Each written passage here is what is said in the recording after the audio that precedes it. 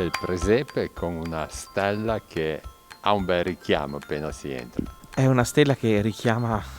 l'importanza di un anno come questo di avere della luce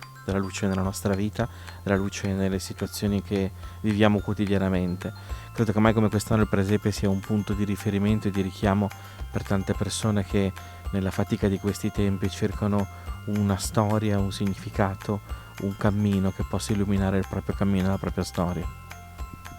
C'è subito una particolarità che salta agli occhi, ovvero i volti delle statue girate verso il visitatore, cioè chi entra in chiesa. Il senso del presepe che abbiamo fatto quest'anno è quello di una chiesa che sta al centro dell'intero spettacolo del presepe, e questa chiesa in cui nasce il Signore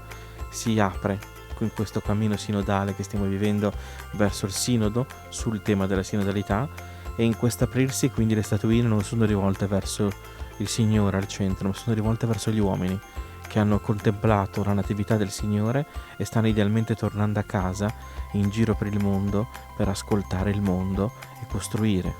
Andiamo nel mondo, c'è proprio scritto il titolo di quello che è il pensiero che accompagna. Abbiamo parafrasato questa frase del Vangelo di Luca, con i pastori che dicono andiamo a vedere questo avvenimento che il Signore ci ha fatto conoscere. Abbiamo voluto dare un senso più chiaro di andare nel mondo, proprio perché quest'anno vorremmo rivolgerci non